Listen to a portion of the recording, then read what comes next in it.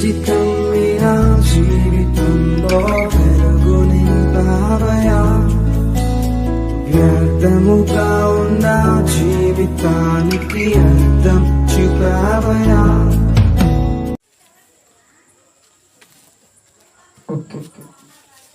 సమయానుకూలతను బట్టి దేవుడి యొక్క సన్నిధిలో ఉన్నటువంటి మనందరం కూడా దేవుడి యొక్క మాటలు, కొద్ది మాటలు జాగ్రత్తగా విందాం. వాక్యం వినేటప్పుడు మనం కొన్ని విషయాలను ఆలోచిద్దాం.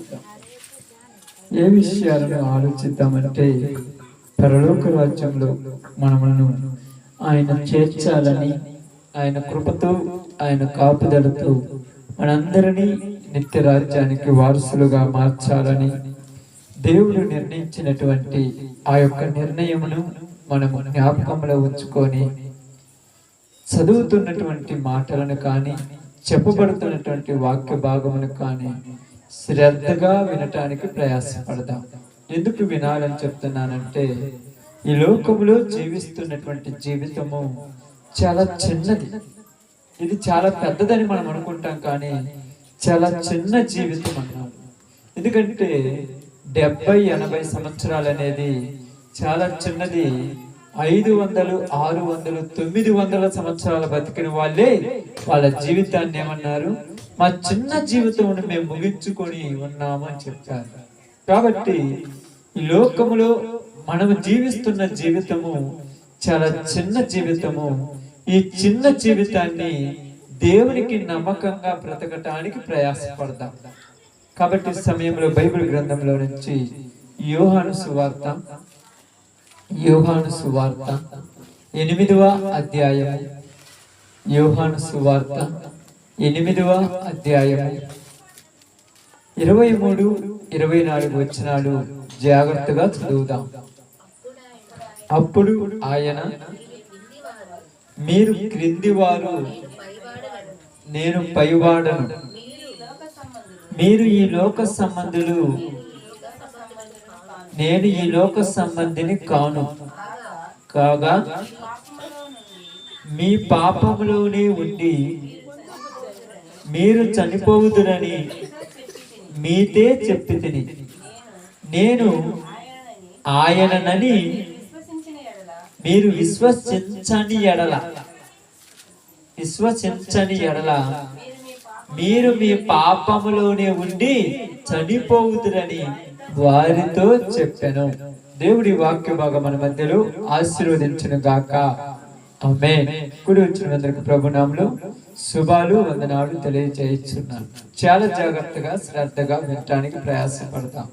ఎందుకంటే యేసు ప్రభు వారు ఈ లోకంలో జీవిస్తున్నటువంటి రోజులలో ఆయన మాట్లాడిన ఎన్నో మాటలలో కొన్ని మాటలు చాలా ఆలోచింపదగిన ఉన్నవి, కొన్ని మాటలు చాలా లోతైన ఉన్నవి. అక్కడ ఏమంటున్నాడంటే, ఇదిగో నేను పైనుండి వచ్చిన వాడను, మీరు కిందటి వారు అన్నాడు. అంటే ఇక్కడ పై నుండి కింద అనేటువంటి మాటకు చాలా వ్యత్యాసం ఉన్నది. యేసు ప్రభు ఎక్కడి నుంచి వచ్చాడో ఎవరికి కూడా చాలా మందికి తెలియదు. చాలా మంది ఏమనుకుంటున్నారంటే, యేసు ప్రభుని మరియ యేసేపుల కుమారుడు కాదా, అతడు మన యొక్క పక్కనే ఉన్నవాడు కాదా, మనవలే వడ్లవాణి కుమారుడు కాదా, అతడు మనవలే ఇలా జీవించిన వాడు కాదా. ఆ యొక్క ఒక ఫోటో పెట్టుకొని, ఆ ఫోటోలో ఒక గొర్రె పిల్లను భుజం మీద వేసుకొని 10 గొర్రె పిల్లలు ముందు పంపిస్తూ ఒక కర్ర చేతిలో పెట్టినట్టుగా ఫోటో ఇస్తారు. ఇప్పుడు వీళ్ళేమంటారంటే, యేసు ప్రభు గొర్రెల కాపరి కాదా, ఇలా మాట్లాడుకుంటూ ఉండటం వల్ల యేసు ప్రభువులో ఉన్నటువంటి సత్యము జనాలకు అర్థం కాకుండా చేశారు. అందుకని యేసు ప్రభుని ఎవరు కూడా నమ్మాలంటే మావోడేలే, మనోడేలే అనుకుంటున్నారు. కానీ అసలు యేసు ప్రభు ఎవరు, ఈయన ఎందుకు నమ్మాలి, ఈయన నమ్మటానికి గల ఆధారాలు ఏమైనా ఉన్నాయని ఆలోచించే వాళ్ళు కరువైపోయారు. కొన్ని ప్రాంతాలకు మేము సువార్తకు వెళ్ళినప్పుడు వాళ్ళు కూడా ఇలాగే చెప్తాడు, అసలు యేసు ప్రభు పుట్టింది ఎక్కడ, మొదట మాలోనే పుట్టాడు, మా దగ్గరే పుట్టాడు అంటుంటారు. ఏం అర్థమైంది అర్థం కాలే. బైబిల్ ఏమి నేర్చుకున్నారో అర్థం కాలేదు. అందుకని ఇక్కడ ఏమంటున్నారంటే, ఆయన చదివిన మాట మనం చూసినప్పుడు, మీరు క్రింద వారు నేను పైనుండి వారు. మీరు ఈ లోక సంబంధం అంటే యేసు ప్రభు వారిని కూడా జనాలు ఎలాగ చూస్తున్నారు? ఈ లోక సంబంధంగా చూస్తున్నారు. ఈ లోక సంబంధంగా అంటే ఎలాగమ్మా? ఇంకా ఇంకా ఓకే, మంచిది. ఒక మనుషుడు ఇంకా కొద్దిగా ఆలోచించండి. ఎలాగ ఈ లోక సంబంధులు అంటే అతడు మనవలే శరీరాన్ని దాల్చుకున్నాడు. ఇంకా కొంచెం లోపలికి ఆలోచించాలి. ఎలా చూశారు మనుషులు యేసు ప్రభు వారిని? ఎలా చూశారంటే మీకు అర్థం కావట్లేదు చెప్తున్నాను. ఎగ్జాంపుల్ ఉదాహరణకు ఏమనుకోవద్దు. ఇప్పుడు అందరము సువార్తకు వచ్చాము, మనందరం దేవుని పని చేయడానికి ఇక్కడికి వచ్చాం. ఇక్కడికి వచ్చిన తర్వాత ఇక్కడున్న మనందరం కూడా దేవుని పనిలో కొనసాగడానికి వచ్చినప్పుడు ఇక్కడ ఒక అమ్మాయిని తీసుకొచ్చినప్పుడు ఆ అమ్మాయిని ఎలా చూస్తాము? మా అమ్మాయే అన్నట్టు ఫీల్ అయిపోతాం. ఈ అమ్మాయి మా అమ్మాయే, ఈ అమ్మాయి మా అమ్మాయి అంటే మా అనేది ఎక్కడ కల్పించారు? వీళ్ళు దేన్ని బట్టి కల్పించారు? రక్త సంబంధం బట్టి, శరీర సంబంధాన్ని బట్టి, వాళ్ళకున్న బంధాలను బట్టి మా అనేదాన్ని కలుపుకొని పోయి మా అనేదాన్ని ఇచ్చారు. అలాగనే యేసు ప్రభు వారిని లోకంలో ఉన్నటువంటి మనుషులు ఎలా చూస్తున్నారంటే ఈ యొక్క క్రిస్టియన్స్ లో ఉన్న వాళ్ళైతేనేమో మా యేసు ప్రభు అంటున్నారు. ఈ యొక్క అన్యులలో ఉన్న వాళ్ళైతేనేమో ఆయన మొట్టమొదట పుట్టింది మా యొక్క పశువుల పాకలేనని వీళ్ళు చెప్తున్నారు. ఇంకా కొంతమంది ఏమంటున్నారంటే ఆయన కూడా ఇదిగో ఈ విధంగా గొర్రె పిల్లలు కాసి ఉన్నాడని. అంటే ఎవరు వాళ్ళు ఇలాగనే చెప్తున్నారు కానీ అసలు యేసు ప్రభు ఎక్కడి నుంచి వచ్చాడో జనములు చూడాల. అందుకే నేను ఒకసారి మొన్న నిర్మలక్క ఊరి దగ్గరికి వెళ్ళినప్పుడు అక్కడ ఒక సహోదరి నాతో ఇదే మాట మాట్లాడుతున్నాను. అసలు ఆయన పుట్టింది ఎక్కడ అనుకున్నావయ్యా? మా దగ్గర పుట్టాడు అంటున్నారు. అంటే ఏం అర్థమైంది వాళ్ళకి? నాకు అర్థం కాలేదు. యేసు ప్రభు ఏంది అంటే యేసు ప్రభు వారు ఏం అర్థమయ్యారు వీళ్ళకి? నాకు అర్థం కాలేదు. అంటే కింద నుండి వారు మీ భూ సంబంధమైన సంగతులు అంటే భూమి మీద సంగతులు బట్టి యేసు ప్రభుని ఆలోచిస్తున్నారు. భూమి మీద సంగతులు ఏంటంటే మా యేసు ప్రభు. ఎలాగో వీళ్ళ యేసు ప్రభు ఎవరంట? వీళ్ళకి దగ్గర బంధువు కాబట్టి మా వాళ్ళు అనుకున్నట్టుగా ఈయనను కూడా ఈ యొక్క క్రిస్టియన్స్ ఏమనుకుంటున్నారంటే మా తరతరాల నుంచి వచ్చింది కాబట్టి ఇది మాది అని వీళ్ళు ఫీల్ అవుతున్నారు. వాళ్ళు ఏంటంటే మా దగ్గర పుట్టిన తర్వాత మేమే మీకు అప్పగిచ్చామని వాళ్ళు ఫీల్ అయిపోతున్నారు. ఇలా అయిపోవటం వల్ల యేసు ప్రభు మనుషులకు అర్థం కాలేదు.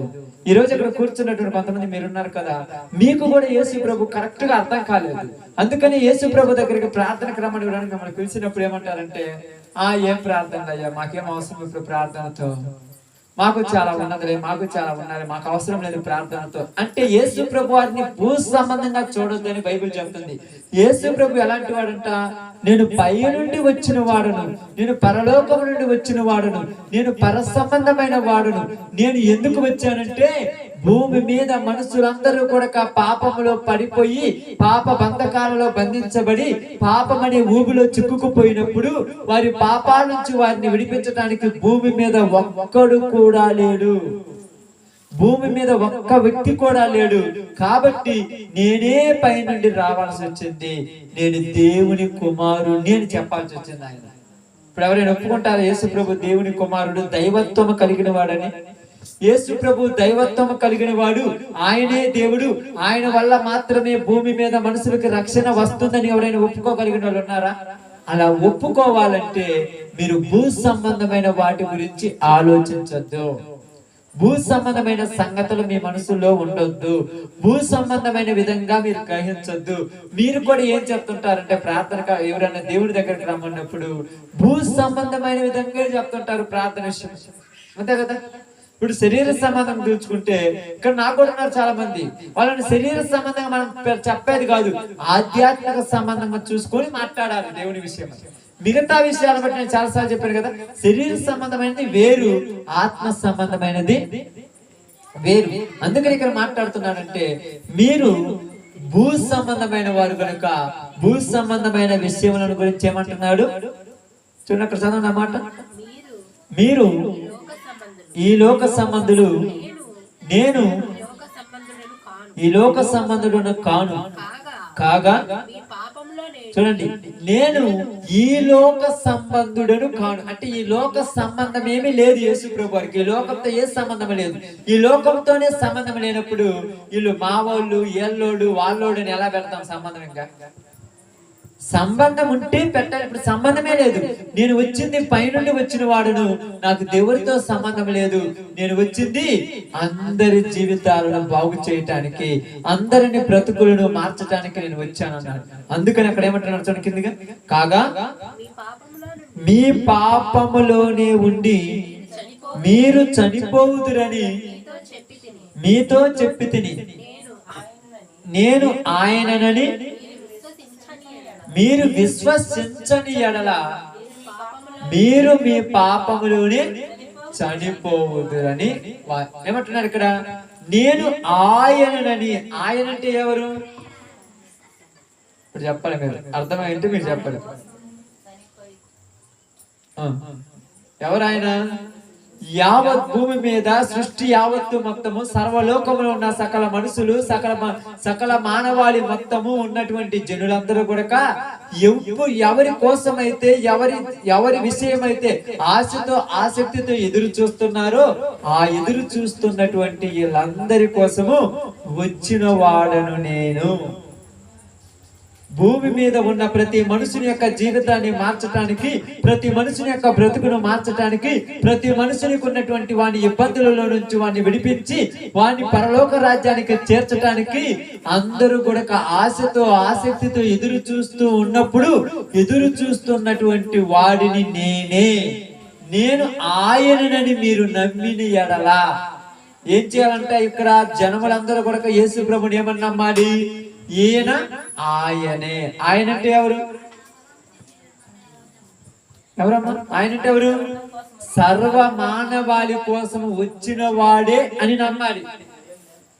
అలా నమ్మాలి. యేసు ప్రభువుని నమ్మేటప్పుడు మా పాపముల కోసం వచ్చిన వాడు, మా శాపముల కోసం వచ్చిన వాడు, మా యొక్క మేము బంధించబడినటువంటి అపవాది బంధకాలలో నుంచి మమ్మల్ని విడిపించడానికి వచ్చిన వాడు, మా వ్యాధులలోను, ఇబ్బందులలోను, రోగములలోను, దెయ్యములలోను, కష్టాలలోను మేము పడిపోయి ఉన్నప్పుడు, మాకు ఎటు చూసినా కూడా ఆదరణ లేనప్పుడు, ఎక్కడికి వెళ్ళినా కూడా మాకు నెమ్మది లేనప్పుడు, ఎక్కడికి వెళ్ళినా మాకు సంతోషం లేనప్పుడు, మాకు నెమ్మదినివ్వటానికి, సంతోషినివ్వటానికి, సకలమైనటువంటి ఈ యొక్క పాప బంధకాల్లో నుంచి మమ్మల్ని నడిపించడానికి ఎవరు వస్తాడని మేము ఎదురు చూశామో ఆయనని మీరు నమ్మాలి.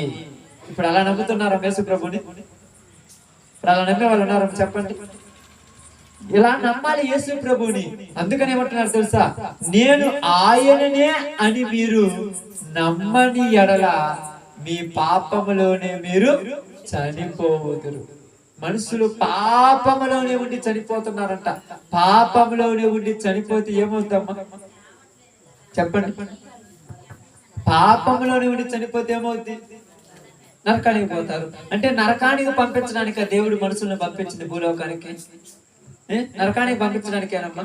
పాతాళానికి పంపించడానికేనా? ఇప్పుడు పిల్లలకు అంటున్నారు తల్లిదండ్రులు, పిల్లలను కనేది దొంగలుగా పెంచడానికా? వ్యభిచారులుగా చేయటానికా? వాళ్ళు దోచుకున్న వారుగా చేయటానిక? వాడు మడ్రలు మానభంగాలు చేయటానిక పిల్లల్ని కనే తల్లిదండ్రులు?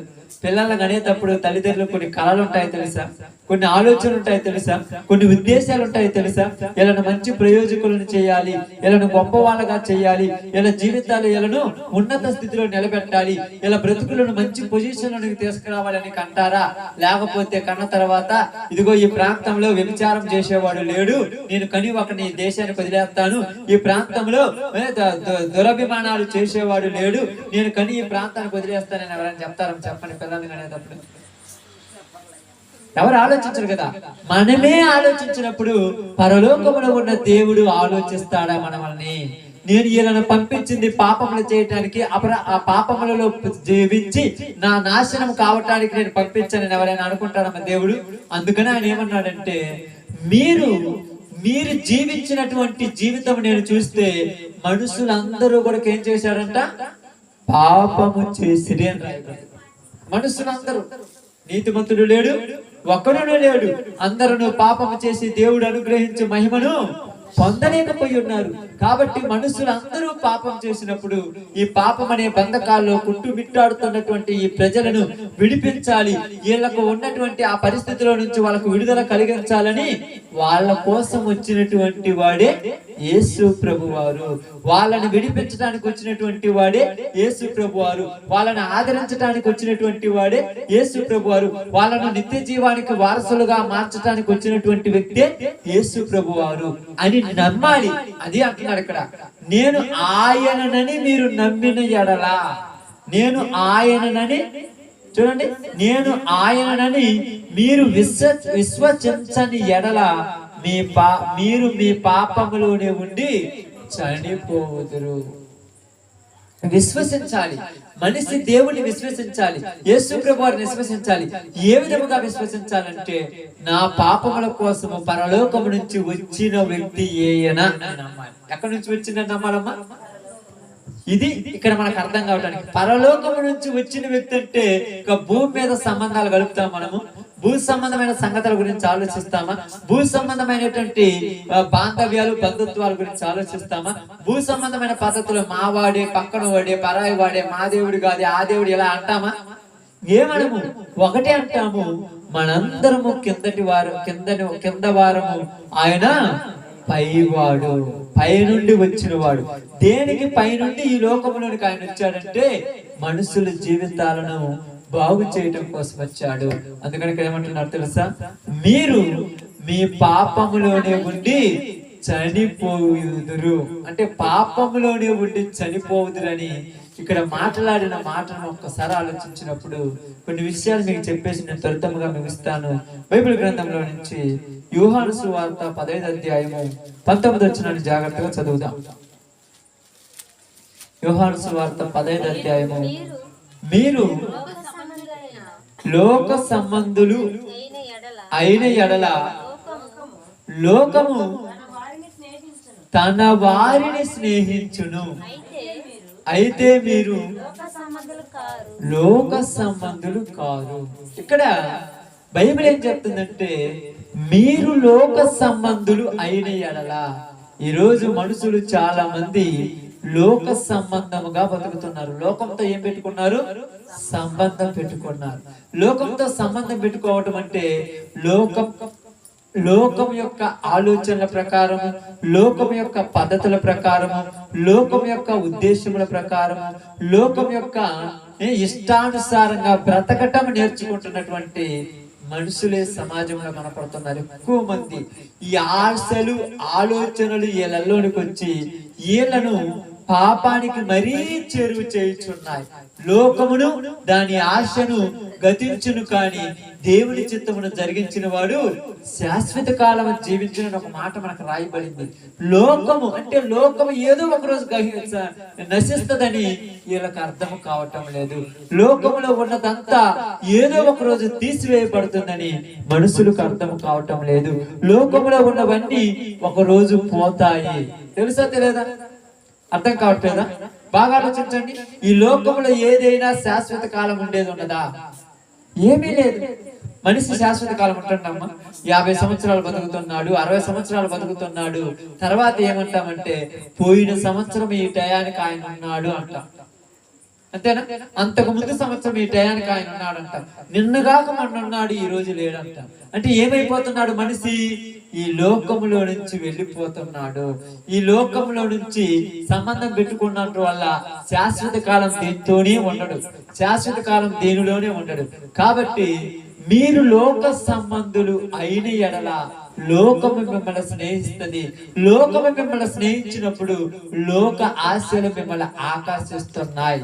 ఈరోజు చాలా మంది మీరు చూస్తుంటారు, నేను మీకే చెప్తున్నాను నేనండి, మీకు తెలిసిన వాళ్ళు చాలా మంది ప్రార్థన పోతుంటారు. ప్రార్థన పోయినప్పుడు ప్రార్థనలోకి పోతుంటారు, మరలా లోకంలో ఉన్నటువంటి బ్రతుకుతుంటారు కదా. చూసారు కదా? ఎప్పుడైనా చూసారా? ప్రార్థన పోతుంటారు, ఆదివారం వచ్చినప్పుడు ప్రార్థన పోతుంటారు, మోకాళ్ళ మీద కూర్చొని ప్రార్థన చేస్తారు, బైబిల్ చదువుకుంటారు, ఇళ్లలో ప్రార్థన పెట్టుకుంటారు, సినిమాలు చూస్తుంటారు, సీరియల్ చూస్తుంటారు, అబద్ధాలు ఆడుతుంటారు, బూతు మాటలు మాట్లాడుతుంటారు, చెడు పనులు చేస్తుంటారు, ధనాపేక్ష ఎల్లలు ఉంటది, చెడు కార్యాలు ఎల్లలు ఉంటాయి, ఇవన్నీ చేస్తుంటారు. మళ్ళా ఆదివారం ప్రార్థన పోతుంటారు. ప్రయోజనం ఏముంది? ఇప్పుడు ఉంటే చల్లగానే ఉండాలి, లేదా వెచ్చగానే ఉండాలి. రెండు నిలువెచ్చగా ఉంటే కుదురుద్దా? ఇప్పుడు అలాంటి వాళ్ళు ఉన్న వాళ్ళందరూ అట్ట ఎక్కువ మంది అలాగనే ఉన్నారు కనుక అందుకు ఆయన ఏమంటున్నారంటే, మీరు నన్ను నమ్మారు కానీ ఎలా నమ్మారంటే, నేను పరలోకములో నుంచి మీ అందరి కొరకు వచ్చాను, నేను తప్ప ఎవరు మీకు ఆధారం లేరు అన్నట్టు మీరు నన్ను నమ్మలా. నన్ను ఎలా నమ్మారంటే, ఈయన కూడా ఒకడేలే అన్నట్టు నమ్మారు. అందుకని పద్ధతులు మారుతున్నాయి మా లోకంలో ఉన్న వాళ్ళకు. దేవుళ్ళకి వచ్చిన తర్వాత పద్ధతులు మార్చుకుంటున్నారా? వాళ్ళ ప్రవర్తన మార్చుకుంటున్నారా? వాళ్ళ క్రియలు మార్చుకుంటున్నారా? వాళ్ళ ఆలోచనలు మార్చుకుంటున్నారా? ఇవి మార్చుకోవటం లేదు. అయితే దేవుడు ఏమంటున్నాడంటే, ఇదిగో చూడండి, మీరు ఎక్కడికైనా ప్రార్థన సభలకు వెళ్ళినప్పుడు లక్షల మంది, వేల మంది, లక్షల వేల మంది కనపడుతుంటారు. అప్పుడు మీరు అందరూ ఏమనుకుంటారు తెలుసా? ఎంత మంది మారు మనసు పొందారు అనుకుంటారు కదా. ఇప్పుడు వెళ్ళారమ్మా మీరు సభలు జరుగుతున్నప్పుడు, పెద్ద పెద్ద మీటింగ్ జరుగుతున్నప్పుడు వెళ్ళారా? అక్కడికి వెళ్తే ఎంతమంది కనపడుతుంటారు? లక్షల మంది కనపడుతుంటారు. అంటే ఎంతో మంది మారు మనసు పొందారు, వాళ్ళందరూ మారు మనసు పొందారని మనం అనుకుంటాం. కానీ దేవుడు ఏమంటున్నాడంటే, వీళ్ళు వాళ్ళ పాపములోనే ఉండి చనిపోతున్నారు. ఏమవుతున్నారంట? వారు వారి పాపంలో ఉండి చనిపోతున్నారంట. ఎందుకంటున్నారు చూడండి, అక్కడ ఒక మాట అన్నారు చూడండి, బైబిల్ గ్రంథంలో నుంచి యోహాను సువార్త 3:31 చూడండి. చాలా జాగ్రత్తగా మాట్లాడుతున్నాడు. అక్కడ అన్న మాట జాగ్రత్తగా గమనించండి. పైనుండి వచ్చువాడు అందరికీ పైన ఉన్నవాడు, భూమి నుండి వచ్చువాడు భూ సంబంధి అయి భూ సంబంధమైన సంగతులను గురించి మాట్లాడును. ఏ విషయాల గురించి మాట్లాడతాడంట? భూలోకం నుంచి వచ్చినోడు అంటే పైనుండి వచ్చిన వాడు దేని గురించి మాట్లాడతాడంట? పరలోక విషయంలో. ఇప్పుడు పరలోక సంబంధమైన విషయాలు చెబితే ఎవరికైనా అర్థమవుతాయమ్మా? ఎగ్జాంపుల్ మీకు అందరూ చెప్తుంటాను. మీరు అందరూ ప్రార్థనకు పోతుంటారు కదా, ఎప్పుడన్నా ఆదివారాలు, పండగలకు, పబ్బన్నాలకు ప్రార్థన పోతుంటారు కదా. ప్రార్థన పోయే వాళ్ళు మీరు చూస్తుంటారు. చూసినప్పుడు కొన్ని కార్యాలు ఉంటాయి, భూ సంబంధమైన కార్యాలు. తుమ్మితేనో, దగ్గితోనో, ఆదివారం, శుక్రవారమనో, మంగళవారమనో, అమాసనో, అదనో ఇదనో ఇవి చేయకుండా ఉంటాయి. కానీ ఇవి చేస్తారా చేయరా? చేస్తారు చెప్పండి. ఇప్పుడు ప్రార్థన పోతున్నారు, మరి కండిషన్ ఎందుకంటే ఇవి భూ సంబంధమైనవి. ఈ భూ సంబంధమైన వాటిని ఎందుకు చేస్తారంటే, వీళ్ళకి ఎవరి మీద నమ్మకం లేదు? పైన దేవుడి మీద నమ్మకం లేదు. భూమి మీద ఉన్న నమ్మకం ఎలాగని మీకు అర్థం కావట్లని చెప్తాను. ఇంత చిన్న నల్లదార అనుకున్న నల్లదార మీద ఉన్నంత నమ్మకము యేసుప్రభు మీద ఉంది. ఈరోజు జనాలకు చెప్పండి, నల్లదారం మీద ఉన్నంత నమ్మకం యేసుప్రభు మీద లేదు. ఇంత చిన్న నల్ల బొట్టు మీద ఉన్నంత నమ్మకం, అంటే కాటుక మీద ఉన్నంత నమ్మకం యేసుప్రభు మీద ఉందా? కాటుకు పెడితే చిన్నపిల్లలకు కానీ ఎవరికైనా ఏమీ జరగదని నమ్మకం ఉంది, కానీ యేసుప్రభుని నమ్మితే ఏమీ జరగదని నమ్మకం ఎవరికైనా ఉందా? కాటుకు మీద ఉన్నంత నమ్మకం యేసుప్రభు మీద లేదు. రాత్రి మీరు ప్రార్థన కాడికి వచ్చారు అనుకుంటాను, వచ్చారు కదమ్మా, అందరు వచ్చారు కదా. అక్కడ ఒక అబ్బాయిని చూశారు, శాలేం రాజు. ఎంత చక్కగా ఉన్నాడమ్మా. ఆ అబ్బాయిని చూస్తే ఎంత ముద్దొస్తాడు తెలుసా? కానీ ఆ అబ్బాయి మొక్కం మీద మీరు ఒక నల్ల బొట్టు కానీ ఏదైనా ఆ అబ్బాయి చేతికి కానీ కాలికి కానీ ఏమన్నా ఉన్నట్టు మీరు చూసారా? అలాంటి పిల్లల్ని మర్చిపోయి కిచెన్కి ఒంటినాడు బొట్టు పెట్టారు. ఎక్కడ తిట్లు తగ్గుతాయి? అరికాల్లో ఒకటి, ఏడొకటి పెడతారు. ఎందుకంటే యేసుప్రభు మీద నమ్మకం లేదు, ఈ లోకం మీద మాత్రమే నమ్మకం. ఎందుకంటున్నారు, మీరు భూ సంబంధమైన సంగతులే ఆలోచిస్తారు. భూ సంబంధమైన సంగతులే. వాడు ఎంత ఎర్రగా ఉన్నాడు, ఎంత చక్కగా ఉన్నాడు, చూస్తుంటే వాడిని తినేయాలనిపించేటట్టు చక్కగా ఉన్నాడు. కానీ వాడి గురించి మీద ఎప్పుడన్నా వాళ్ళ అమ్మమ్మ కానీ వాళ్ళ ఊరు కానీ అంటారు చూడండి, వాళ్ళు అన్నప్పుడు అంటారు, ఇలా పెట్టంటే వాళ్ళు అక్కడే చెప్పారు, నేను యేసుప్రభుని నమ్మాను, మాకేమవుతుందని చెప్తారు. ఒకవేళ ఏమైనా జరుగుతుందంటే ఇది పెట్టినంత మాత్రం జరగదనేం లేదు. పెట్టకపోయినా జరుగుద్ది, పెట్టినా జరుగుద్ది. జరిగేది ఎట్లా జరుగుద్ది, కానీ అట్టేటప్పుడు నమ్మకం అవసరం లేదా? ఎందుకు నేను చెప్తున్నానంటే, ఈరోజు రాత్రి ఒక ఎగ్జాంపుల్ మీకు చూపించానంటే సింపుల్ గా అంతే. ఎందుకు చెప్తున్నానంటే, భూ సంబంధమైన సంగతులను గురించి ఆలోచిస్తారు. ఈరోజు ఎవరు పెట్టుకుని ఉన్నారమ్మా? బాగా ఆలోచించండి, ఎవరు లేకుండా ఉన్నారు? ఆ విధంగా భూమి మీద ఉన్న సంగతులను గురించే ఆలోచిస్తున్నారు. భూమి మీద ఉన్న వాటి గురించి ఆలోచిస్తారు. ఎందుకంటే వీళ్ళకు దెయ్యం వచ్చి ఏమన్నా చేస్తున్నారు ఒక భయం. అంటే దేవుడు ఏమైంది ఆదుకోడా? దేవుడు అడ్డు పెట్టడా? దేవుడు అడ్డు పెడతాడు. కానీ మళ్ళీ దీన్ని కవర్ చేయడానికి ఏమంటారంటే ఇదేమి పట్టింపు కాదు, ఇదేమి ఆచారం కాదు, ఏమి లేకుండా ఉండటానికి, అదే కవర్ చేయడానికి. కవర్ చేసేటువంటి క్రైస్తవం ఎక్కువైపోయింది భూమి మీద. కవర్ చేస్తారు అందరూ. ఇప్పుడు ఎందుకు మీద పెడుతున్నావు, ఇలా చేస్తున్నావు అంటే అదేం తప్పు అంటే నువ్వు మనసు నీ దృష్టి నువ్వు తప్పు కాదనుకుని ఇంకా తప్పు అవుతా. అందుకేమన్నాడు, భూ సంబంధమైన సంగతుల గురించి ఆలోచించకూడదు. క్రైస్తవుడు నువ్వు యథార్థంగా బ్రతికావా, నువ్వు కరెక్ట్ గా బ్రతికితే దేవుడు నిన్ను ఒక రోజు ఉన్నత స్థితిలో నిలబెడతానని చెప్తున్నాడు. దేవుడు నిన్ను పై ఉన్నత స్థానంలో నిలబెడతానన్నాడు. ఎందుకంటే అనేమన్నాడు తెలుసా, బైబిల్ గ్రంథంలో రాయబడింది, ఎవరైతే యెహోవా ధర్మశాస్త్రమును అనుసరిస్తారో వారి యొక్క ప్రాకారం, వారి యొక్క ఇంటి యొక్క ప్రాకారముల చుట్టూ దేవుని దూతలు ఏం చేస్తాయంట, కాపలా కాస్తాయంట. నువ్వు దేవుని ధర్మశాస్త్రం ప్రార్థించకుండా, ఆయన ఇష్టానుసారంగా చేయకుండా నీ పద్ధతి ప్రకారం నువ్వు చేసుకొని ఏంది మాకు కాపలా కాలేదంటే దేవుడు కాపలా కాసేవాడు. నీకు ఆయన నీతి కలిగి జీవిస్తే ఆయన ఏమన్నాడు తెలుసా, ఇదిగో నువ్వు ఇక్కడి నుంచి కిందకు దూకుము, నీ పాదములు రాళ్లకు తగలకుండా తన దూతలు ఎత్తి పట్టుకుని రాయబడింది. కానీ ఎవరిని, అందరికి కాదు, దేవుని చిత్తాన్ని చేసే వాళ్ళకు. అందుకని ఇక్కడ ఏమన్నారు తెలుసా, అందరికి పైనున్నవాడు ఆయన. పైనున్న వాడిని పైనున్నవాడు అన్నట్టుగా నమ్మాలి. గాని ఏడా నమ్ముతూ మళ్ళా లోకంలో నమ్మితే ఏం ఉపయోగపడుతుంది? మన ఉపయోగం ఉందా? అన్నీ చేస్తారు, మళ్ళా ఇది చేస్తుంటారు. దేవుని నమ్మితే యథార్థంగా నమ్మాలి, దేవుని నమ్మితే కరెక్ట్ గా నమ్మాలి. ఇప్పుడు ఇక్కడ దేవుడి దగ్గరకు వస్తున్నారు పాప వీళ్ళు. ఇంతకు ముందు అయితే ఇలా కన్ను ఉన్నాయి, ఇప్పుడు మనకేమైనా ఉన్నాయమ్మా? ఏమి లేవు. ఆ రేగు మండలు పెట్టుకాము, గారె మండలు పెట్టుకాము, తుమ్మ మండలు పెట్టుకాము, ఆ పిచ్చి మండలు ఏమని ఆటో నాకు అర్థం కాదు. ఇంట్లో అయితే గుచ్చు కాదు, అది కాలికి అమలు గుచ్చుకుంటే నెత్తురు రాదు. ఏమన్నా చెప్పండి అమ్మ, అసలు ఏమి నేర్చుకున్నారు దేవుళ్ళు? అర్థం కాలేదు. ఏం జ్ఞానం ఇది? ఇది ఎట్టాడి జ్ఞానం అని అనుకుంటున్నారు మనుషులు. ఇది జ్ఞానము కాదు అని బైబిల్ చెప్తుంది. అందుకని ఇక్కడ అదే చెప్తాను చూడండి, బైబిల్ గ్రంథంలో నుంచి ఏమవుతుందంటే మనుషులందరూ పాపములోనే ఉండి చనిపోతున్నారు. ఎలాగంటే రోమిలకు రాసిన పత్రిక 8:7 ఒకసారి చదువుదాం, జాగ్రత్తగా చూడండి. ముగించుకునే ముందు 2 మాటలు చెప్పి నేను ముగిస్తాను త్వరగా. ఏలయనగా శరీరానుసారమైన మనసు దేవునికి విరోధమై ఉన్నది, అది దేవుని ధర్మశాస్త్రమునకు లోబడదు. దేనికి లోబడదంట? దేవుని ధర్మశాస్త్రం ఏందమ్మా? దేవుని ధర్మశాస్త్రం ఏంది? ఈ బైబిలే. ఈ బైబిల్లో ఉన్న మాటలకు లోబడరంట వీళ్ళు. మరి దేనికి లోబడతారంటే శరీరానుసారమైన వాటికే లోబడతారు. దారిన పోయేటువంటి దానయ్య ఒక మాట చెబితే వాళ్ళ మాట నమ్ముతారు, కానీ బైబిల్ ఈ మాట కరెక్ట్ అంటే ఇది ఎవరైనా నమ్ముతారా? ఆ దారిని పోతా ఉన్నాడు ఒక మనిషి. పోతాడు చూడగానే, ఏంద్రా ఏడు చెట్టు నాటుకున్నావు, ఈ చెట్టు నాటితే నువ్వు నాశనం అయిపోతున్నావు. కానీ వాడు పోతా చెప్తే 20 సంవత్సరాల నుంచి పెంచి కట్టెక్కిన పుడిచాను అంటే 20 సంవత్సరాల నుంచి ఊరు చెప్పలేదు, కానీ వాడు చెప్తే నమ్మేసామంటే ఏంటి అర్థం? నాకు అర్థం కాదు. అంటే శరీరానుసారమైన స్థితి, ఇది శరీర సంబంధమైన మనసు. దేనికి లోబడదు? దేవుని ధర్మశాస్త్రమునకు లోబడదు. ఒకవేళ మీరు అలా చేసిన తర్వాత కూడా ఏమన్నా ఇబ్బందులు రావా? చెప్పండమ్మా, రావమ్మా. ఉదాహరణకు మనం పొట్టోడు ఉండు, వాడికి నువ్వు అన్ని పెట్టావు, అన్ని చేస్తుంటావు, వాడికి జ్వరం రాలేదా? జబ్బు రాలేదా? ఏ రోజు జ్వరం రాలా? జలుబు రాలా? దగ్గు రాలా? ఏ రోజన్నా నీరసమై పడుకోవాలా? మరి ఎందుకంటున్నానంటే దేవుని మీద ఆధారపడితే ఏంటిని పడుచుకోకూడదు. ఎవరేం చెప్పినా నేను నమ్మింది నిజమైన దేవుణ్ణి. నిజంగా వాళ్ళ తల్లిదండ్రులు కూడా ఎన్ని చెప్పినా వాటికి లోబడకూడదు. అంతే. ఎందుకు లోబడకూడదంటే శరీరానుసారం. ఇక్కడ ఏం బయటకు వస్తుంది? శరీరానుసారం. శరీరానుసారం అంటే ఏం చెప్పండి, మీకు తెలిస్తే? శరీరానుసారం అంటే ఏం చెప్పండి?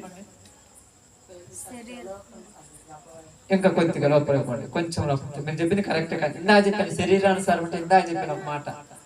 ఏం చెప్పాను గుర్తుంది? ఫస్ట్ ప్రారంభంలో చిన్నపిల్ల గురించి చెప్పినట్టు చెప్పాను. ఏంది? మన అని, మనవులు అని, మనవులు అని. ఇప్పుడు ఏం చెప్తానంటే నాకు అసలు నచ్చలేదు, నాకు అసలు ఇష్టం లేదు ఏమి చేయటానికి. మా అమ్మ చెబితే, మా నాన్నమ్మ చెబితే అంటే శరీరానుసారంగా ఇప్పుడు ఆలోచిస్తారా? అంటే నానమ్మ అమ్మమ్మ అంటే వీళ్ళ పరలోకములు ఇచ్చేది యేసు ప్రభువారు. అంటే ఏ తెగులు రానివ్వకుండా, ఏ తెగులు నీ గుడారంకు సమీపించకుండా కాపాడేది వీళ్ళ యేసు ప్రభు. చెప్పండి, మరి యేసు ప్రభువు కాపాడుతున్నాడు అని తెలిస్తే మరి ఏది చెప్పినప్పుడు ఎందుకంటాం మనం? బైబిల్ ఎలా ఉంది తెలుసా? శరీరానికి ఆత్మకు మధ్య జరుగుతున్న యుద్ధం. ఇప్పుడు మనం ఏం భయపడతామంటే, మా అమ్మాయి అనుకోండి, వాళ్ళు చెప్పిన మాట వినకపోతే రేపు పొద్దున మా అమ్మ వాళ్ళ ఇంటికి నేను రానిదని భయం. మీ అమ్మ వాళ్ళ ఇంటికి రానియకపోయినా దిగులు లేదు, కానీ ఆయన కాడికి రానియడు. ఆయన ఏడికి ఒక రోజు రాకపోతే రోజు ఉంటాడు, 4 రోజులు ఉంచుకుంటారమ్మా. గట్టిగా 15 రోజులు ఉంచుకొని 16వ రోజు వచ్చిన తర్వాత పొద్దున్నే లేదని మంచం అట్ట అంటారు. ఏంటి నీకు అర్థం కాదు, ఏంటి ఇసుకు నిగుతుందంటే, నా 7 రోజులు ఉంటావు. ఇసుకు వాళ్ళకు కూడా 4 రోజులు భరించే తర్వాత భరించదు, శాశ్వత కాలం భరించేది దేవుడు. అక్కడ నీకు శాశ్వత జీవం ఇవ్వాలనుకున్నాడు. ఇప్పుడు మనలో కానీ, నీలో కానీ, నాలో కానీ ఇంకా ఏమి ఉండదంట? పాపము నిలిచి ఉంటే మీరు పాపంలోనే చనిపోతే ఎక్కడికి పోతారంటున్నాడు? నాశనానికి వెళ్ళిపోతాడు. కాబట్టి శరీరానుసారమైన మనసు దేవుని ధర్మశాస్త్రానికి లోబడదు. అన్ని చెప్తుంటారు పాపం, అన్ని అంటుంటారు. చాలా మంది నన్ను అప్పుడప్పుడు ఏదన్నా ఒక విషయాలకు తీసుకెళ్తుంటారు. పాపం అమ్మంటే నాకు నేను మీరే చెప్తున్నాను అంటారు. పోయినప్పుడు ఏమంటారు? ప్రార్థన చేయండి అంటారు. ప్రార్థన అయితే చేసుకుంటారు, మళ్ళీ ఎన్నికెత్తి వాళ్ళ పద్ధతి అన్ని చేస్తారు. మరి ప్రార్థన అయితే చేయాలి, నాకు అర్థం కావాలి. అంటే ఈయన కూడా ఫీల్ కాకూడదు అనేమో. ఈయన కూడా ఏదో అంటారు చూడండి, 10 రాళ్ళు ఎత్తే ఏదో ఒక రాయి తగులుతుంట. అంటే ఏంటి అసలు అర్థం కాలేదు. బైబిల్ ఎందుకు ఏమర్థమైంది లోకానికి? 10 రాళ్ళు ఎత్తే ఏదో ఒక రాయి తగిలిందంటే ఆ 10 రాళ్లలో యేసు ప్రభు కూడా ఒక రాయి అని అర్థం. మీకు అర్థమైందా? 10 రకాల ప్రయోగాలు చేస్తే ఏదో ఒకటి సక్సెస్ అవుతుంది. ఆ సక్సెస్ అయిందంటే అందరిలో ఈయన కూడా సెపరేట్ చేశారు. అందుకని ఇక్కడ బైబిల్ ఏమన్నంటే, నేను అందరికీ పైవాడు ఉన్నాను. మళ్ళా మనకేమైనా డౌట్ వస్తుందేమని అందరికీ పైన ఉన్నవాడను. కాబట్టి నేనేం చేస్తానన్నాడు? అందరికీ పైన నేను పైనున్న సంగతులనే మీకు బోధిస్తానన్నాడు. పైన సంగతులు ఏంటివి? పరలోక సంబంధమైన సంగతులు, పరలోక సంబంధమైన విషయములు మాత్రమే మీకు బోధిస్తాను. భూ సంబంధమైన విషయాలు మీతో మాట్లాడను. ఎందుకంటే భూ సంబంధమైన విషయాలు మాట్లాడితే వినేవాళ్ళు చాలా మంది ఉన్నారు. పర సంబంధమైన విషయాలు మాట్లాడితే వినటం కష్టం అవుతుంది కదా, కష్టం అవుతుంది కదా. అదే కదా యేసు ప్రభువు ఏమన్నారు?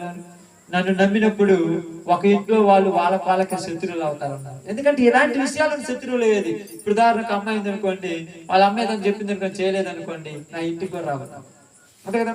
శత్రుత్వమేడా? కానీ చెప్పింది చేసినంత మాత్రాన్ని ఏమైనా జరుగుద్దా? వాళ్ళ మాట నెగ్గాలి కానీ దేవుడి ధర్మశాస్త్రాన్ని నెగ్గాలని ఆలోచిస్తారు చెప్పండి. వాళ్ళ పద్ధతి చేయాలి కానీ దేవుని పద్ధతి కరెక్ట్ గా ఉండాలని ఎవరైనా ఆలోచిస్తారా? ఈరోజు భూమి మొత్తం అలాగనే ఉంది. మనకెందుకు అయ్యని మనం అనుకోవచ్చేమో, మనకెందుకని దేవుడు ఇక్కడ అనుకోవట్లా. ఎందుకంటే ప్రియ సహోదరి సహోదరులారా, ఆయన ఏమంటున్నాడంటే, ఏ ఒక్కడు నశించుట నాకు ఇష్టము అంటే, నేను నశించటం ఇష్టం లేదు, నువ్వు నశించటం ఇష్టం లేదు, నువ్వు నశించటం ఇష్టం లేదు, నువ్వు అందరూ మారాలని ఆయన కోరిక. అయితే మారినామని చెప్పుకుంటున్న మనము కనుక ఇంకా చిన్న చిన్న పాపాలలోనే కూరుకుపోయాము. పెద్దవి కాదు, ఈ చిన్న పాపాలలో ఎందుకు కూరుకుపోయామంటే, శరీర సంబంధమైన మనసుకు లోబడిపోతున్నాం, శరీర సంబంధమైన విషయాలను లోబడిపోతున్నాం. అందుకని అక్కడ ఏమన్నాడు? నేను ఆయననని మీరు విశ్వసించని ఎడల, ఏమన్నాడు? నేను ఆయననని మీరు విశ్వసించని ఎడల, అంటే విశ్వసించకపోతే మీరు మీ పాపంలోనే ఉండి చనిపోవదురు. విశ్వసించాలి. ఏమని విశ్వసించాలి? ఏ విధమైనది వచ్చినా ఈయన మాత్రము ఖచ్చితంగా నాకు తీయగలడు, నన్ను ఆదరించగలడు. ఏమన్నాడు తెలుసా? ఎడం పక్క 1000 మంది పడినను, కుడి పక్క 10,000 మంది పడినను, నా దేవుడు నాకు తోడుగా ఉన్నాడు కనుక నేను కదల్చబడను, నేను మెదల్చబడను అనేటట్టుగా నమ్మకంతో ఉండాలి. అందుకంటున్నాడు, చిన్న చిన్న పాపాలలో ఉండి చనిపోయిన వాళ్ళు ఎక్కడికి పోతారంట? చిన్నది లేదు, పెద్దది లేదు, పాపం విషయంలో శరీర సంబంధమైనవన్నీ పాపాలు. కొన్ని కండిషన్లు చెప్పినప్పుడు చాలా కండిషన్ గా చెప్తాను. కానీ ఇప్పుడు వీళ్ళేమంటారంటే, ఈ కండిషన్లను పాటించడానికి భూ సంబంధమైన వాటిని వాటల్లో ఈ ఏటల్లో కలిపేస్తే మొత్తం ఏమైపోతాయి? మీకు అర్థం కావడానికి చెప్తాడు. ఇప్పుడు ఉదాహరణకు మీ ఇంట్లో ఫిల్టర్ నీళ్ళు ఉన్నాయి. అందరికి అవగాహన ఉండగా ఫిల్టర్ నీళ్ళు అంటే, ఫిల్టర్ నీళ్ళు ఉన్నాయి. ఈ ఫిల్టర్ నీళ్ళు బిందె నిండా ఉన్నాయి.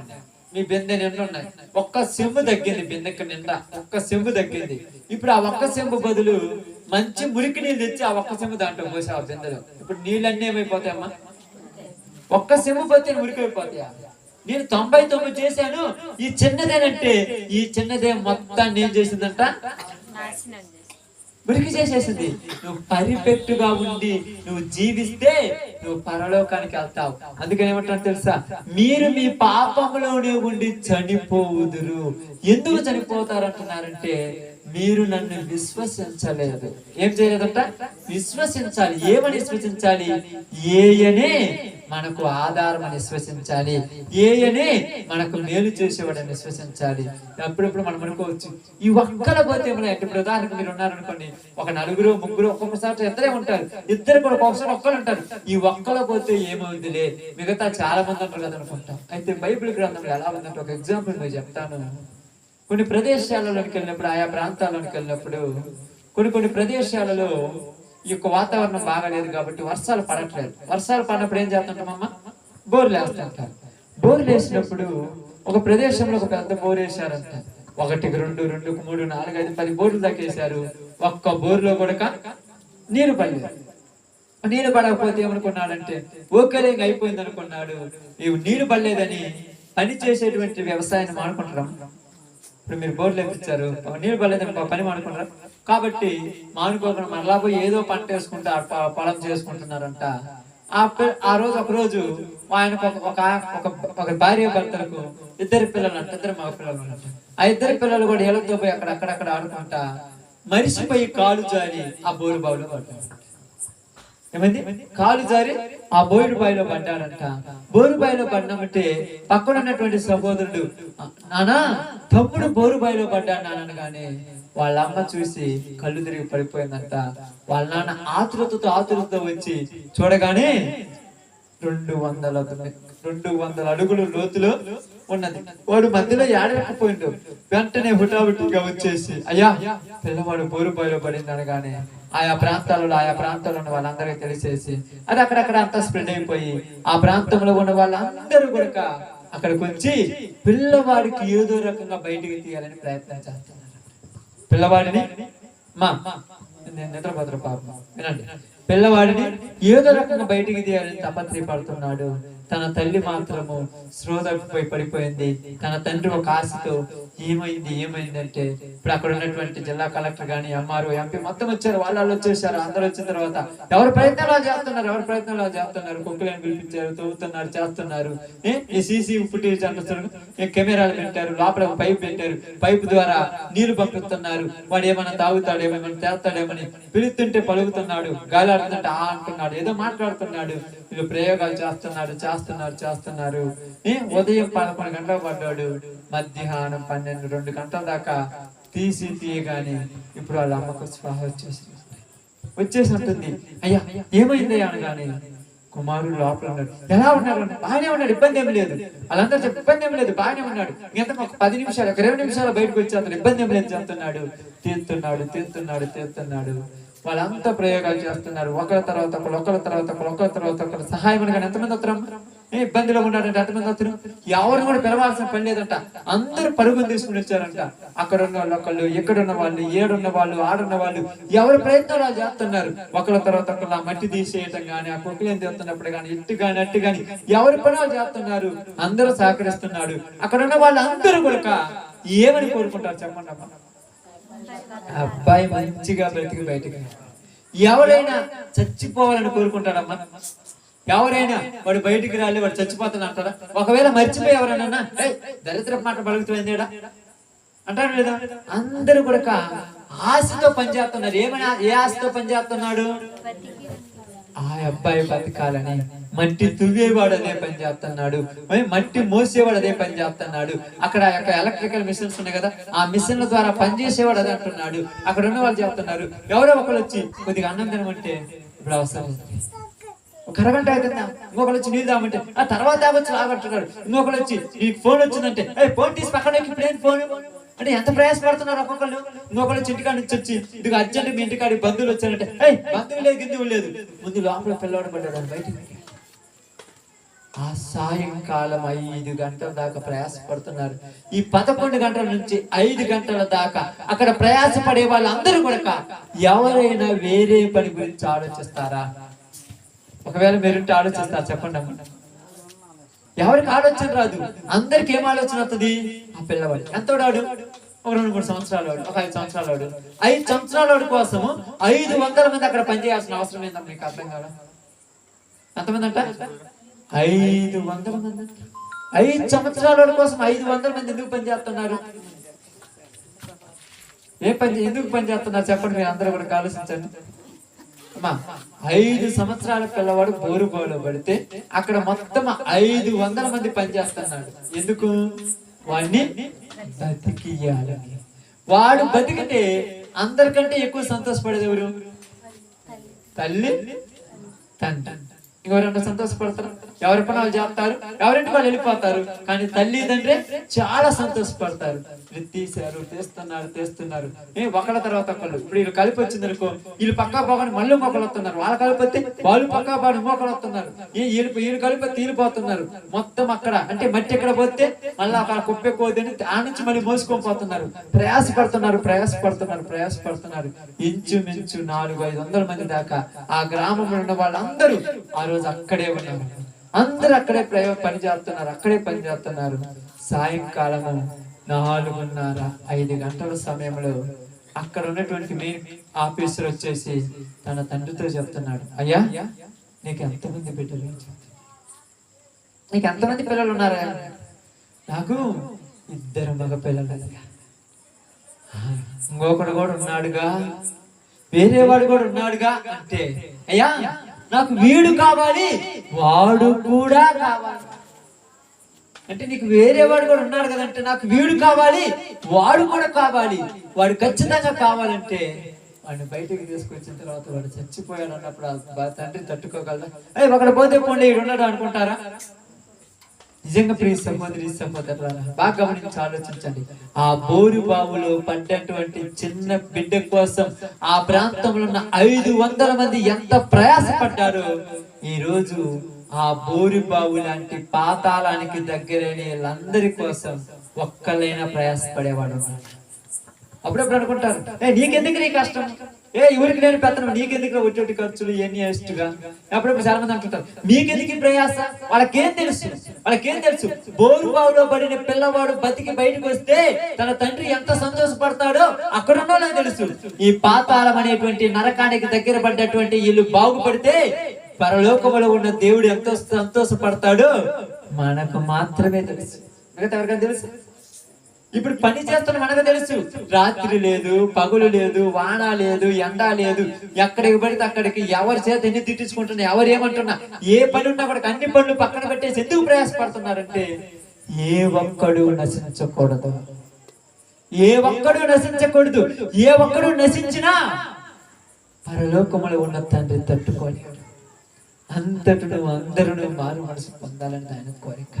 అందుకని ఏమంటున్నారు చూడండి, హెజ్కేలు గ్రంథము 18:26 ఒకసారి చదవండమ్మా. హెజ్కేలు గ్రంథం 18:26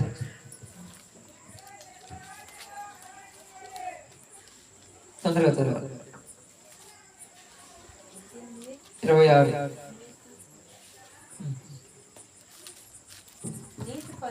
నీతిపరుడు తన నీతిని విడిచి అతడు దాన్ని బట్టి మరణం నందును.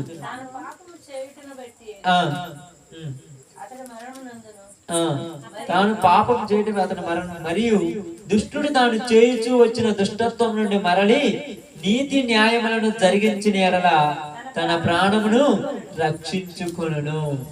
దుష్టుడు తన దుష్టత్వం నుంచి మరలాలి. పాపం అనే బంధకాల్లో ఉన్నవాడు పాపంలో నుంచి బయటికి రావాలి. ఎలా వస్తారు? బోరుబాలో బండోడు పైకి ఎలా వస్తాడమ్మా? వరకొత్తడా? ఎంతమంది కష్టపడితే వస్తాడు?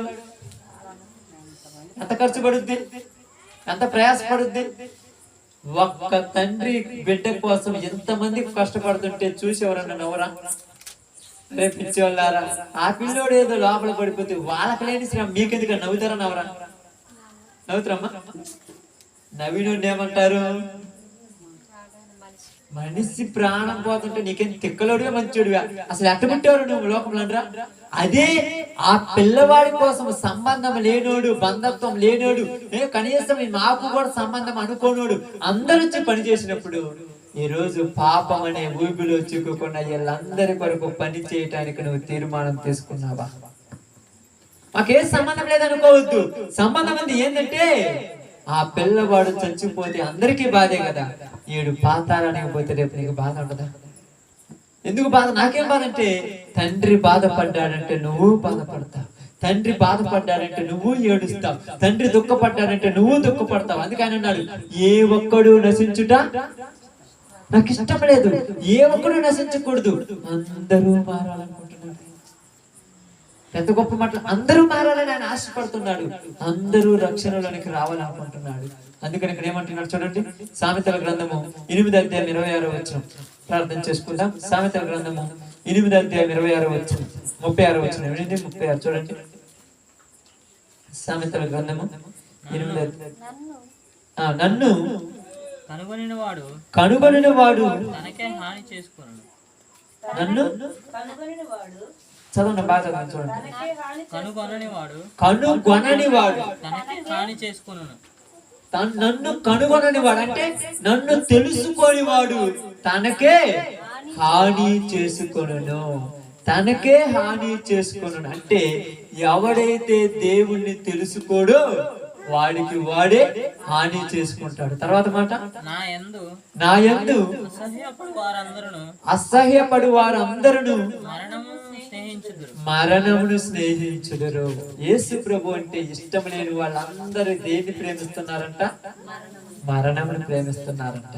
లోపల పడ్డోడికి చచ్చిపోతానని భయం ఉందా లేదా? బయట ఉన్నోడికి ఉంటుందా భయం? ఈ రోజు ఎవరికి భయం లేదు. ఎందుకంటే వాళ్ళకి తెలియని వాళ్ళు ఉన్న పొజిషన్ ఏందో. బయట ఉండి మనకు తెలుసు మనం ఉన్న పొజిషన్.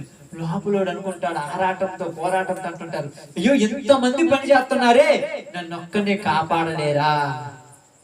అప్పుడప్పుడు ఏమదుగుతుంటారు? నీటి బుడకలు అడుగుతుంటే ఆ నీరు వెళ్ళి ఆయన యొక్క పెదాల మీద పడుతుంటే వాడు అనుకుంటాడు, అమ్మయ్య నన్ను బతికెత్తరు వీళ్ళందరూ, అమ్మయ్య నన్ను బతికెత్తరు వీళ్ళందరూ. ఎంతో ఆశలో ఉంటాడు. కానీ సమయము మించిపోయే కొద్దీ లోపల ఏమైపోతుంటాడు అమ్మాడు? కొంచెం కొంచెం కొంచెం కొంచెం ప్రాణం పోతుంటది.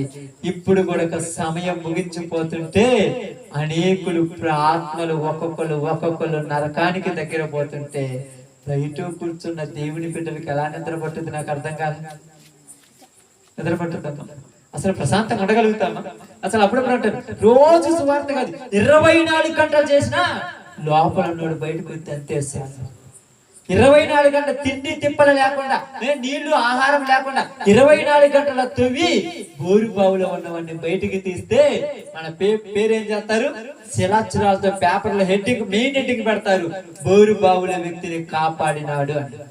బోరు బావిలో పడిన వ్యక్తిని కాపాడితేనే నీ పేరు ఇలా రాస్తే, నాశనానికి పోతున్న వాడిని కాపాడితే నీ పేరు ఎక్కడ రాస్తారు? పాతాళానికి పోతున్న వాడిని కాపాడితే రేపు నిన్ను ఎక్కడ కూర్చోబెడతాడు? ఆ సింహాసనం మీద అందరి ఎదుట నిన్ను పొగడతలతో పొగిడి నీకు ఎవరు ఇవ్వలేనంత బంగారం కిరీటాన్ని, నీతి కిరీటాన్ని, నీకు జీవ కిరీటాన్ని నీకు దేవుడు ఇవ్వటానికి రెడీ అయిపోయాడు. అందుకని ఏమన్నాడు? నన్ను కనుగొనని వాడు. కనుగొనాలంటే ఏం చేయాలి? ఆయన గురించి చెప్పాలి. ఈరోజు ఎన్ని చెప్పినా కూడా మనలో కొన్ని మార్పులైన ఉన్నాయా? అప్పుడప్పుడు కొన్ని విషయాలు వేస్తుంటారు శరీర సంబంధమైన, అక్కడక్కడ వచ్చేస్తుంటాయి కదమ్మా, వస్తుంటాయి. ఏమనుకుంటారు అప్పుడప్పుడు? ఏమంటారు? ఏంది అంటే ఇంటికాడ ఇబ్బందిగా ఉందని నేను ప్రార్థనకు రాలేకపోతున్నాను, ఇబ్బందిగా ఉందని బోరుబావులో ఉన్న వాడి కాడికి పోయి పని చేయకుండా ఉంటారమ్మా. పిల్లోడు చచ్చిపోతుంటే మీరేం రమ్మంటున్నావు? అంటారు, లేకపోతే పడుకో, లేకపోతే పక్కనుండు, నేను పోయి చేస్తాను. వానంతా నేను నాగుతారా? ఎండ ఎక్కువ నేను నాగుతారా? అంటే ఇది కళ్ళ కనిపించేది. కానీ ఇప్పుడు బైబిల్ ఏం చెప్తుంది? నేను పైనుండి వాడు. ఇప్పుడు మనం పరలోక సంబంధమైన విషయాల గురించి ఆలోచిస్తున్నాం. ఇక్కడ ఈ పరలోక సంబంధమైన విషయాలు ఏంటంటే, బోరు బావిలో పడినట్టే అనేక మంది నాశన కోపంలో పడిపోయి ఉన్నారు. ఇప్పుడు మనం పని చేయాలి. చేసిన ప్రతి వాడికి రేపేమిస్తాడు? బిరుదు, జీతము. ఎవరు కనుగొనని క్రొత్త పేరు నీకు రాస్తాడు. అందుకని చాలా జాగ్రత్తగా చూడండి. అంటున్నాడు ఏమంటున్నాడంటే అపోస్తుల కార్యములు 4:12 మాట్లాడుతున్నాడు. చాలా చక్కగా మాట్లాడుతున్నాడు. అపోస్తుల కార్యం 4:12 ఆయన మాట్లాడుతున్న మాట చూడండి ఎంత చక్కగా మాట్లాడుతున్నాడు. పేతురు మాట్లాడుతున్నాడు 4:12 అపోస్తుల కార్యములు. ఈ నామముననే మనము రక్షణ పొందవలన కానీ ఆకాశము క్రింద ఉన్న మరి ఏ నామమున మనుషులకు రక్షణ లేదు. ఆమేన్. ఈ నామమునే రక్షణ. అవకాశం ఒక్కటే ఉంది. ఆ అవకాశాన్ని ఇప్పుడు మనం ప్రయోగిస్తున్నాం. అప్పుడప్పుడు మీరు చాలా మంది అంటుంటారు కదమ్మా, మీరు ప్రార్థనకు ఉదయం లేచిపోయిన తర్వాత రాత్రి ఆడిపోయారు, ఏ ఊరు పోయి వచ్చారు, మీకెందుకమ్మా ఎవరికి లేని కష్టము? మీకు తెలుసు. బోరుబావులో పడ్డవాడి గురించి నీకు తెలుసు, తిక్కలోడికి ఏం తెలుసు? తాగుబోతుడికి ఏం తెలుసమ్మా బోరుబావులో పడ్డవాడి గురించి? వాడు బోరుబావులో పడి ఏడుతుంటే తాగుబోతుడు నాకు మందు ఇప్పుద్దురా తర్వాత సంగతి అంటాడు. వాడు బోరుబావులో పడి ఏడుతుంటే వ్యభిచారం చేసేవాడు, వాడు తర్వాత సంగతి ముందు నాకు సుఖం తీరుద్దురామంటాడు. వాడు బోరుబావులో పిల్లలు ఏడుతుంటే మూర్ఖుడి తిక్కలోడు ఏమంటాడంటే అయ్యి అట్టుందిరా నవ్వుతుంటాడు. ఇప్పుడు లోకంలో ఉన్న వాళ్ళందరూ ఒక్కసారి దీని గురించి మనం ఆలోచిస్తే వాళ్ళందరూ మనకి లాగానే కనపడుతున్నారు. వాళ్ళకి ఏమంటుంది తపన, వాళ్ళకి ఏమంటుంది ఆరాటం, వాళ్ళకి ఏమంటుంది దీని గురించి? ఈ రోజు అనుకోవచ్చు, ఎందుకయ్యా మీకు ఎంత కష్టము, ఎంత ఖర్చు పెట్టి ఎందుకు చేస్తున్నారంటే వాడిని బయటికి తీసుకురావటమే మన తపన అంతా. వాడు బయటికి రావాలి. వాడు బయటకు వచ్చిన తర్వాత కన్న తండ్రి ఎంత సంతోషపడతాడు. ఈ రోజు పాతాళానికి చేరువైన ఒక్కనైనా బయటికి తీసుకొస్తే పరలోకములో ఉన్న దేవుడు ఎంతో సంతోషపడతాడు. అందుకని అప్పుడప్పుడు చాలా మంది అంటారు, ఎంతో మంది వస్తారండి కాదు, ఒక్కళ్ళ మారినా చాలు. ఒక్క ఆత్మ మారిన ఆత్మ పరలోకం వెళ్ళిపోతుందంటే దేవుడు నీకు గొప్ప బహుమానం ఇస్తాడు. కాబట్టి ఈరోజు మనందరికి చెప్పినటువంటి చిన్న మాట ఏంటంటే, ఒకే ఒక మాట ఏంటంటే, అందరూ వారి పాపములోనే ఉండి చనిపోతున్నారు. మనం అటు వదిలేయకూడదు. తెలుసుకొని మనం వదిలేస్తామా? అన్ని తెలిసి మనం వదిలేతేలాగా? అందుకని మనం ఏం చేయాలంటే, తెలుసుకున్న మనము బోరుబావులో పడ్డ పిల్లవాడి కోసం 500 మంది కష్టపడినట్టుగా ఈ రోజు వీళ్ళ కోసం 500 కంటే ఎక్కువ కలిగిన మనం కష్టపడాలి. ఒక్కొక్కడు 1000 మందితో సమానం ఇక్కడ, ఒక్కొక్కరు 1,00,000 మందితో సమానం ఇక్కడ, ఒక్కొక్కరు 1,00,00,000 మందితో సమానం ఇక్కడ. ఎందుకంటే నీ ఒక్కడివే ఎన్నో ఆత్మలను రక్షించేవాడివి. తపన లేనివాడికి ఏం తెలుసు దాని గురించి? దిగుల్లోనివాడికి ఏం తెలుసు దాని గురించి? వాటి విలువ తెలియనివాడికి ఏం తెలుసు దాని గురించి? విలువ తెలిసి నువ్వు ఏ ఒక్కడు నశించకూడదు. అందుకని ఏమన్నాడు? ఏ ఒక్కడు నశించుట నాకు ఇష్టం లేదు. అందుకే రాత్రింపగుడు ప్రయాసపడి 3.5 సంవత్సరముల సువార్త చేసి ఆ బాధ్యత ఇప్పుడు మన నెత్తిని పెట్టిపోయాడు. ఈ రోజు మనం దీన్ని చేసేటప్పుడు సంతోషంతో చేస్తామా, దిగులుతో చేస్తారమ్మా? ఆనందంతో, సంతోషంతో. ఇక్కడ బాధ కనపడదు. ఒకసారి దెబ్బలు తగ్గుతుంటాయి, ఒకసారి అది అనిపిస్తుంటది, ఒకసారి ఇబ్బందులు అవుతుంటాయి. ఇవన్నీ మనకు అనిపించవు. మనకు అనిపించేదంతా ఒక్కటే, లోపల ఉన్నోడు బయటికి రావాలి. లోపల ఉన్నోడు బయటికి రావాలి. చెయ్యి దిగిన ఇబ్బంది లేదు, కాలు దిగిన ఇబ్బంది లేదు, కష్టమైన ఇబ్బంది లేదు, ఆకలి అవుతున్న ఇబ్బంది లేదు. లోపల ఉన్నోడు బయటకు వస్తే అదే మనకు చాలు. ఆ లోపలంటే ఏంటిదంటే నరకానికి సమీపం ఉన్నాడు, పరలోకానికి వస్తే చాలు. దుష్టుడు తన దుష్టత్వం నుండి మల్లుట వలన తను తాను రక్షించుకుంటాడు. కాబట్టి ఈ రోజు అలా మళ్లించబడాలంటే ఈ సువార్త ఈ ప్రాంతాల్లో చెప్పినట్టుగా అనేక ప్రాంతాలకు వెళ్ళి చెప్పాలి. ఇది నీ బాధ్యత, నా బాధ్యత, ప్రతి ఒక్కరి బాధ్యత. దీనికి రేపు ఖచ్చితంగా దేవుడు బహుమానం ఇస్తాడు. ఇలాంటి కృప ఈ ప్రాంతానికి ఇక్కడ మనకు దేవుడు అనుగ్రహించును గాక.